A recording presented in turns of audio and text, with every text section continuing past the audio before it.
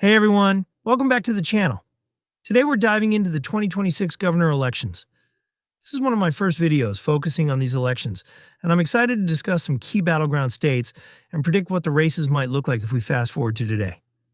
We'll consider who has announced their candidacy, who hasn't, and the potential candidates based on what we've seen in the media. Here we like to look at publicly expressed interests, like those listed on Wikipedia, and dig into interviews to see if candidates like Keisha Lance Bottoms in Georgia or Larry Hogan in Maryland are planning to run. This gives us a practical expectation of who might be in the race. Now, the outcome of these elections will depend on what happens in 2025, especially in Virginia and New Jersey, where we know there are governor elections coming up. I expect Democrats to win both of those states. But I'm really interested in the competitive races that could surprise us. What's fascinating about governor elections is that they don't always follow the same patterns as presidential elections. For example, you might think a state that votes for a Democratic president would also have a Democratic governor, but that's not always the case. Take Vermont, for instance. In 2024, it voted for Kamala Harris by about 31%, yet it elected a Republican governor by a whopping 73 to 22-point margin. That's over a 50-point difference. This shows how diverse and competitive these races can be. Let's talk about Maryland. I expect a matchup between Larry Hogan and Wes Moore in the coming months. While Hogan hasn't officially announced yet, I have a feeling he might run. But I won't speculate too much without solid evidence. On the other hand, Keisha Lance Bottoms in Georgia has publicly expressed interest and formed an exploratory committee. As the former mayor of Atlanta, she could do well in a Democratic primary. But we'll have to see how that unfolds. Now, looking at states that are typically solid for either party, like Idaho, Wyoming, South Dakota, and Nebraska, I've added a column for competitive races, because I believe 2026 will bring some surprises. Democrats are likely to perform as well as they did in 2018, which could make some races more competitive. For example, Laura Kelly in Kansas won against expectations, showing that even traditionally, Republican states can be competitive. However, some states that Democrats fought hard for in 2018, like Florida, may not be as competitive in 2026. Florida was decided by less than half a percentage point last time, but I expect it to lean Republican this time by about 15 points.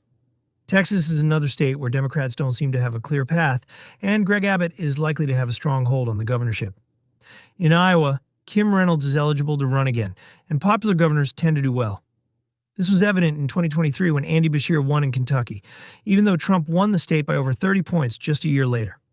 As we look at the overall landscape, we have about 16 races that are considered toss-ups. However, many of these are likely to lean towards one party or the other, with margins between 5 to 15%. This includes states like Texas and Florida, which I believe will remain strong for the GOP. In New Mexico, I expect Democrats to have a likely advantage, but it won't be as strong as in neighboring Colorado. Alaska is another interesting state to watch, especially if Mary Peltola decides to run. Right now, it's leaning Republican, but her candidacy could change the dynamics. On the Democratic side, states like Minnesota, New York, and Maine are likely to remain in their favor, although New York's Kathy Hochul may face challenges due to her unpopularity.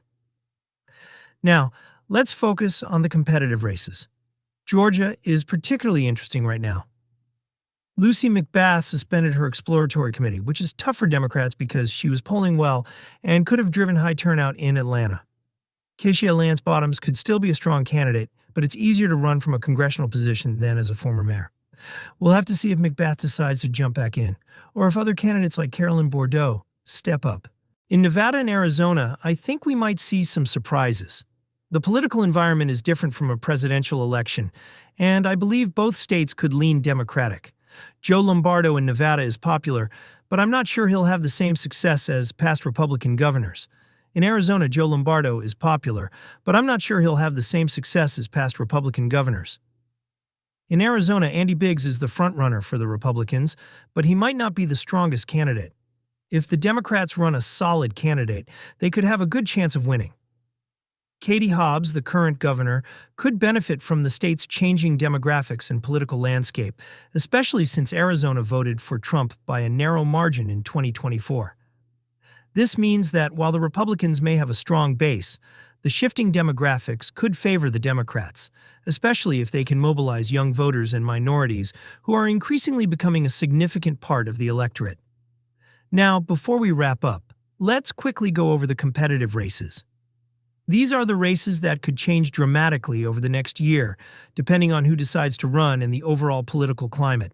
For instance, if Sherrod Brown runs for governor in Ohio, that could shake things up significantly. Brown is a well-known figure with a strong following, and his candidacy could energize Democratic voters who may feel disillusioned with the current political landscape. The Democratic nominee in New Hampshire will also be crucial, as will the candidates in Kansas. If the lieutenant governor runs, will they have the same popularity as Laura Kelly? Laura Kelly's tenure has shown that a popular governor can make a significant difference in a state that leans Republican. In Georgia, the situation is quite dynamic. Lucy McBath's decision to suspend her exploratory committee is a tough blow for Democrats because she was polling well and could have driven high turnout in Atlanta. Keishia Lance Bottoms could still be a strong candidate, but it's easier to run from a congressional position than as a former mayor. We'll have to see if McBath decides to jump back in, or if other candidates like Carolyn Bourdeaux step up. Bourdeaux, a former representative, could bring her own strengths to the race, especially if she can connect with voters on key issues like healthcare and education. In Nevada and Arizona, I think we might see some surprises. The political environment is different from a presidential election, and I believe both states could lean Democratic. Joe Lombardo in Nevada is popular, but I'm not sure he'll have the same success as past Republican governors. The Democrats will likely run a stronger candidate than Steve Sisolak this time around, which could make the race more competitive. In Arizona, the dynamics are shifting, and if the Democrats can capitalize on the growing dissatisfaction with the Republican Party, they could secure a victory. Now let's take a closer look at some of the other states that are on our radar. Ohio is a state that has been trending Republican in recent years, but if Sherrod Brown decides to run for governor, it could change the game. Brown has a strong reputation and a solid base of support, which could energize Democratic voters. If he runs against a weaker Republican candidate, it could lead to a very competitive race.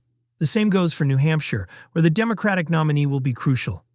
If they can connect with voters on local issues and present a strong vision for the future, they could make a significant impact. Kansas is another state to watch closely. The Democratic candidate will need to have a strong message and a solid ground game to compete effectively.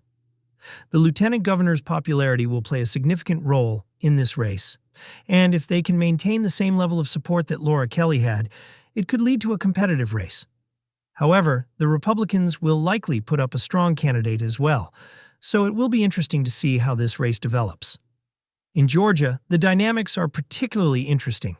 With Lucy McBath suspending her exploratory committee, the Democratic Party faces a challenge in finding a strong candidate who can drive turnout in Atlanta. Keishia Lance Bottoms could still be a viable option, but her past as mayor could be a double-edged sword. While she has experience, the perception of her time in office could influence voters' opinions. If McBath decides to re-enter the race, or if other candidates like Carolyn Bourdeaux step up, it could change the landscape significantly. In Nevada, Joe Lombardo's popularity will be tested against a potentially stronger Democratic candidate. The state has been trending Democratic in recent years, and if the Democrats can mobilize their base effectively, they could secure a victory. The changing demographics in Nevada, with a growing Latino population, could also play a significant role in the outcome of the election. Arizona is another state where the political landscape is shifting. The state has seen a significant increase in voter registration among young people and minorities, which could favor Democratic candidates. If Katie Hobbs can effectively communicate her vision and connect with these voters, she may have a strong chance of re-election. However, the Republican Party will likely rally behind a strong candidate, and if they can unify their base, it could lead to a competitive race.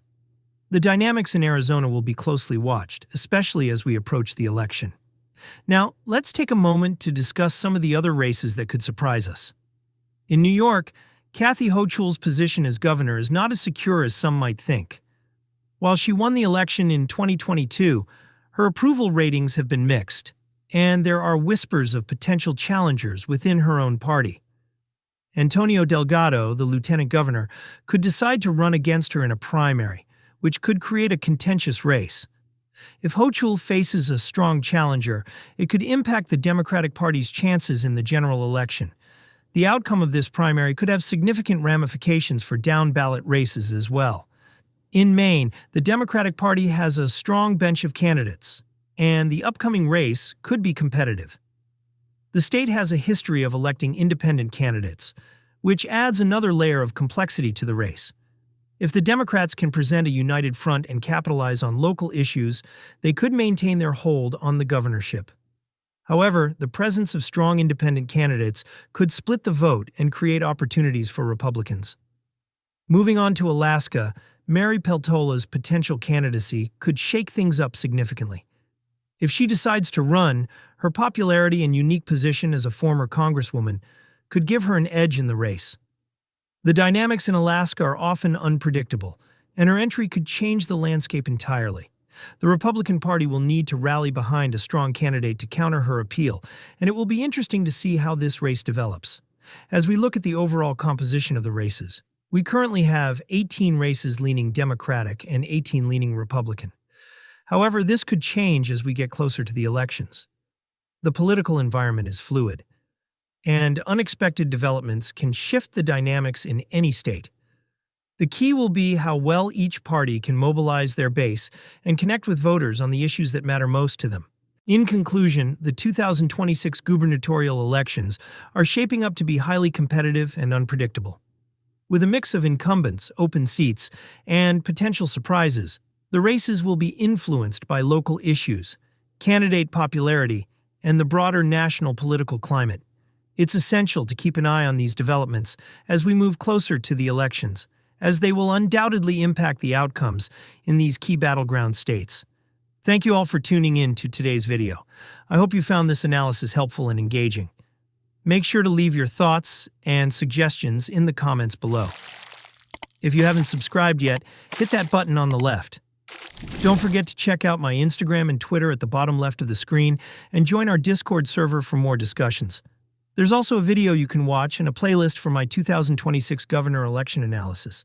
Thanks again for watching, and I'll see you all in the next video. It's going to be an exciting year as we continue to track these races and see how the political landscape evolves. Take care.